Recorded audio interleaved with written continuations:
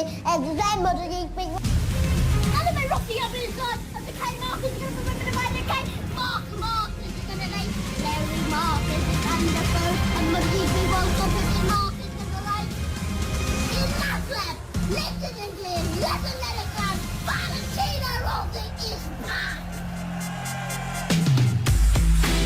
GP Mania tentu masih ingat saat beberapa rider meniru gaya komentator legendaris Nick Harris. Masterclass by Danny Pedrosa. Masterclass by Danny Pedrosa. What a race! What a race! What a race! Never say never in MotoGP.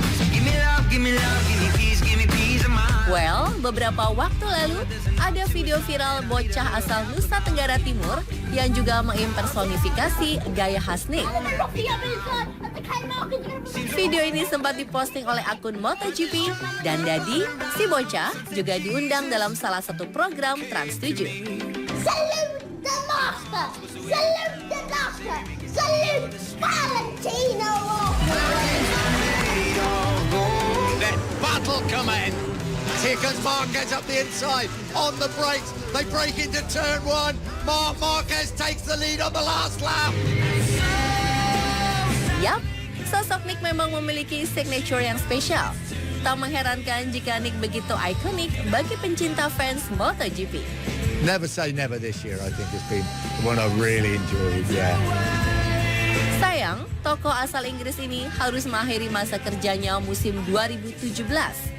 Lalu, bagaimana dengan pengganti the legendary Nick? What a motorcycle race! What a Grand Prix! Here he comes out of the inside. It's the final call, the Qatar Grand Prix. Dovizioso's got him on the comeback. Dovizioso wins the opening race of 2018. Beberapa waktu lalu, tim MotoGP Trans7 berkesempatan untuk menemui penyulih Nick, yaitu Matthew Bird atau lebih akrab dengan sapaan Matt Bird. Pria yang sudah 22 tahun berkecimpung di dunia balap ini bicara perihal komentari dalam kasta balap nomor 1 di dunia. Bagaimana perbincangan kita?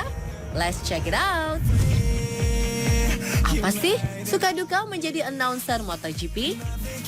Good things about being a MotoGP announcer, of course, are you get to travel the world and talk and bring your love of the sport and passion to the sport to millions of people watching all around the world. You know, I don't think there is anything bad actually about being an announcer. Like we say, it's a fantastic life.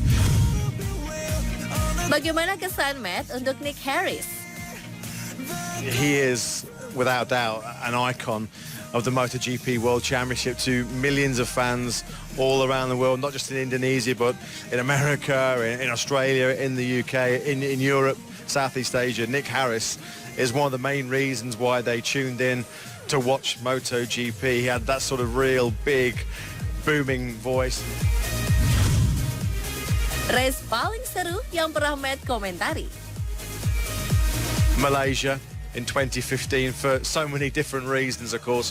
It was the famous showdown between Marc Marquez and Valentino Rossi, and ultimately we didn't realise at that time when those two had that clash in Sepang that it was going to have such a big outcome on the destiny of the World Championship. But it's always such a thrill to be commentating on race. Coba dong contohkan gaya komentar khasmu. Different announcers have different styles. But I was still sitting there, but you can almost feel yourself coming out of the seat and going, and now Dovizioso is coming through the final lap. Marc Marquez has just got 3 corners to go. Can he get the inside of Dovizioso? Dovizioso is now into the final corner. Dovizioso is going to win the Austrian Grand Prix. What a famous win for Ducati. Well, itulah komentator MotoGP musim ini. Dan tak hanya sendiri, dia akan ditemani oleh Steve Day yang sebelumnya menjadi komentator Moto2 dan Moto3. Dear Matt and Steve, good luck to be the voice of MotoGP 2.0.